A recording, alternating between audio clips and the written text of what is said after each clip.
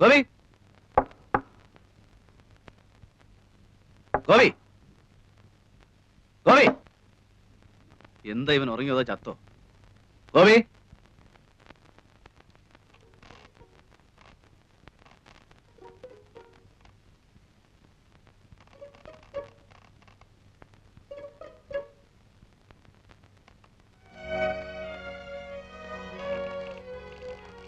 ചങ്കൂസ്, നിനക്കൊന്നും ആഹാരം വേണ്ടേ? ഇങ്ങോട്ട് ഇറങ്ങി നിനക്ക് നിനക്ക്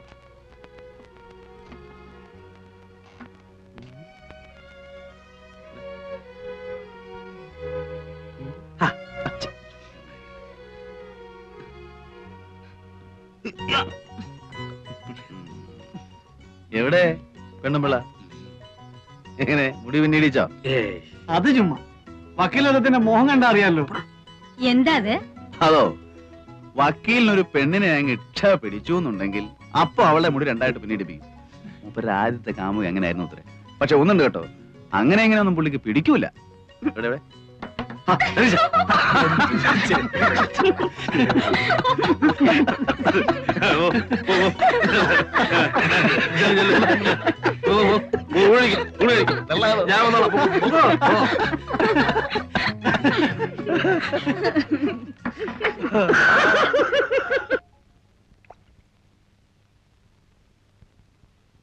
തനിക്കെന്താ തോന്നുന്നേ?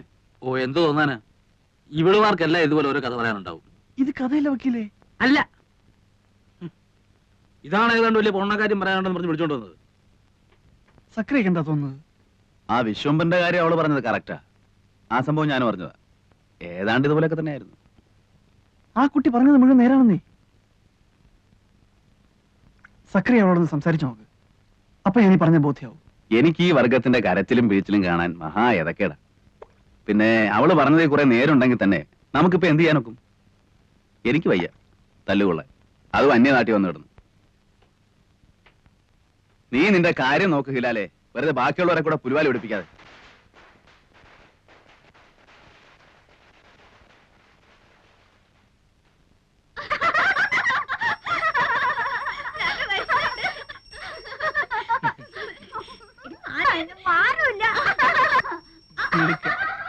എന്റെ മോനാ അത്. അതെ മാഷേ, അതിന് മേനോ കല്യാണം കഴിച്ചാണോ? പിന്നെ എനിക്കും ഇല്ലേ എന്റേതായ പ്രാരാബ്ദങ്ങള്. രണ്ടാ കുട്ടികള്, ഇളയവള് ഈ കൂട്ടത്തിലുണ്ട്. ഇവരിവിടെ തന്നെയാണ് വളരുന്നത്? ഹേയ്, ഞാൻ രാവിലെ വരുമ്പോ കൂട്ടിക്കൊണ്ടിങ്ങ് പോരും. മോന് സ്കൂളില്ലാത്ത ദിവസവും ഇങ്ങോട്ട് പോരാറുള്ളൂ. ഈ കുട്ടികളുടെ അമ്മയും? ഛേ, അവക്ക് ഈ പടി കയറുന്നതിന് അത്ര ഇഷ്ടമല്ല. എനിക്കും അതത്ര പിടുത്തമല്ല. പിന്നെന്തിനാ പിള്ളേരെ ഇവിടെ കൊണ്ടു നിർത്തുന്നത്? ആഹാരം നടക്കുമല്ലേ? ഇറക്കാൻ പറ്റുമോ മാഷെ? ചാലക്കുഴിയിലെ മെന്നായി പോയില്ലേ?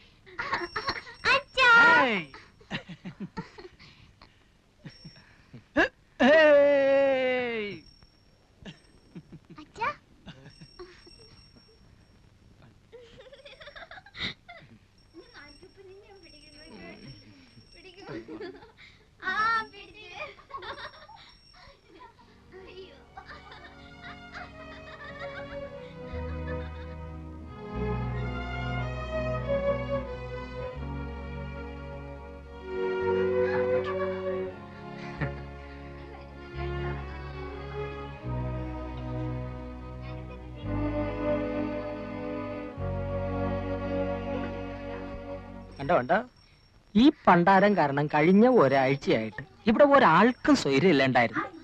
ഇന്നിപ്പം മര്യാദയ്ക്ക് പോയി കാണേണ്ടവരെ കണ്ടു, ആളും മെരുക്കായി. അപ്പോഴും മാസ്റ്റർ അടുത്ത് ഇത്തിരി നേരം സംസാരിച്ചിരുന്നില്ലേ? ആദ്യ ഇവിടെ വന്നിട്ട് ആദ്യ ഇപ്പൊ പഠിച്ചു. അതല്ലേ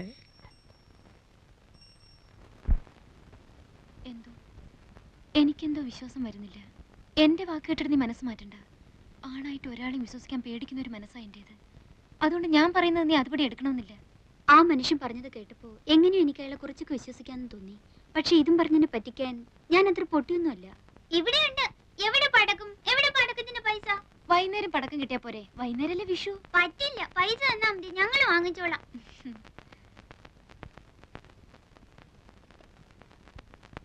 ഇപ്പൊ ഇതിന് വാങ്ങിയാ മതി. വൈകുന്നേരം ചേച്ചി അങ്ങാടിയിൽ അയച്ച് വേറെ വാങ്ങിപ്പിച്ചേരാം. നിറയെ വാങ്ങി തരാന്ന് പറഞ്ഞില്ലേ? എന്റെ മോനും ഇന്ന് അവിടെ പൂത്തിരി കത്തിക്കുന്ന എഴുതിയിട്ടുണ്ട്. എവിടെ ദേവകീർത്തിയുടെ മോൻ? കോട്ടയത്തിനടുത്ത് ബോർഡിങ്ങില്.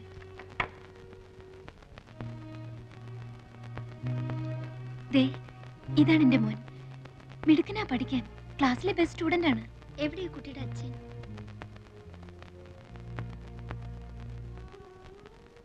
ഇതാ, ഇത് ഞാൻ അഴിച്ചു കളഞ്ഞിട്ടില്ല. ഇതും വിശ്വസിച്ചിട്ടാണല്ലോ എല്ലാവരും വിട്ട് ഞാൻ ആ മനുഷ്യന്റെ കൂടെ ഇറങ്ങിപ്പോന്നത്. ആണായിട്ട് ഒരാളെ എനിക്ക് വിശ്വസിക്കാൻ പറ്റില്ല. ആ മനുഷ്യൻ കാരണമാണോ ദേവകീർത്തി ഇവിടെ എത്തിയത്? ആണോ എന്ന് ചോദിച്ചാ അതെ. പക്ഷെ ഞാൻ പറയാം എന്റെ മോൻ കാരണോ ഞാനിവിടെ എത്തിയെന്ന്. അവനില്ലായിരുന്നെങ്കിൽ പണ്ടേ ഞാൻ മതിയാക്കിയിട്ടുണ്ടാവും. വല്ല തീവണ്ടിയുടെ മുമ്പിലോ കയറിന്റെ തുമ്പത്തോ. ഞങ്ങൾക്ക് ആർക്കും ഇവിടെ രക്ഷപ്പെടണമെന്ന് തോന്നാറില്ല. ആകെയുള്ള രക്ഷ ഒരുപക്ഷെ ഇതായിരിക്കും. അതുകൊണ്ട് നിനക്ക് അങ്ങനെയല്ല, ഒന്നും നഷ്ടപ്പെട്ടിട്ടില്ലാത്തോളാം നീയെ. എങ്ങനെയെങ്കിലും നിനക്ക് ഇവിടെ ചാടാൻ കഴിഞ്ഞാൽ അതിലേറ്റവും സന്തോഷിക്കുന്നത് ഞാനും ആ പൊട്ടിപ്പെണ്ണൊക്കെ ആയിരിക്കും.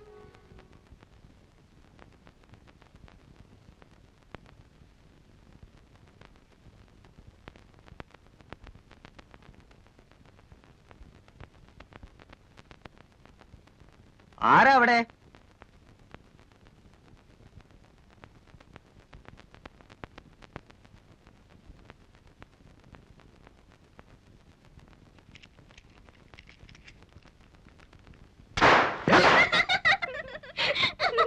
എടാടാ, എങ്കി പിന്നെ ആ ചങ്ങായിന്റെ മൂട്ടിലൊന്ന് പൊടിച്ചോടാ.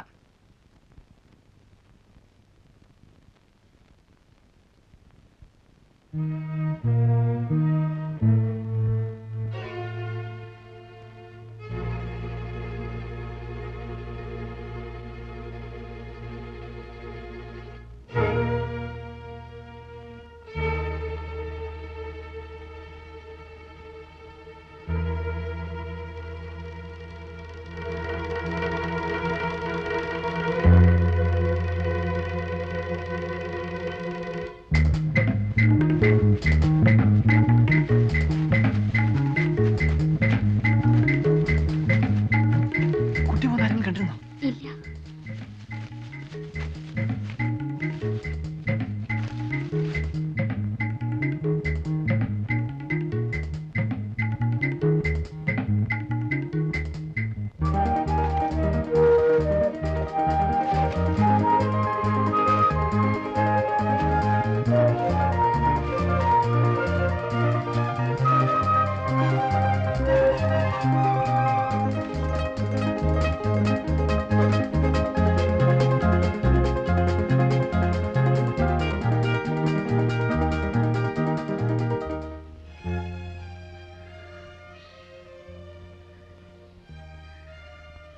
അക്കരെ എത്തിച്ചെന്നാ മതിയല്ലോ. മതി.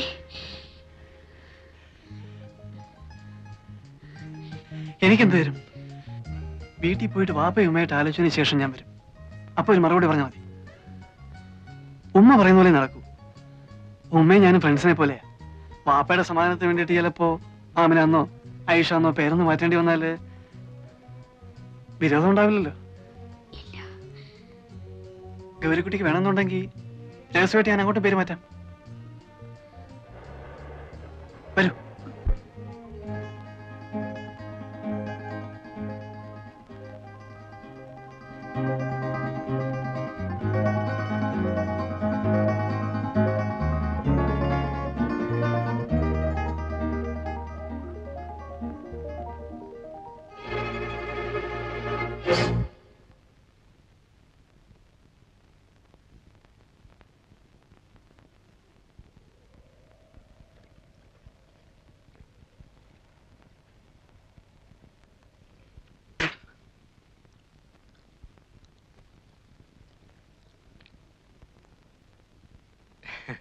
എങ്ങടാ മാഷേ?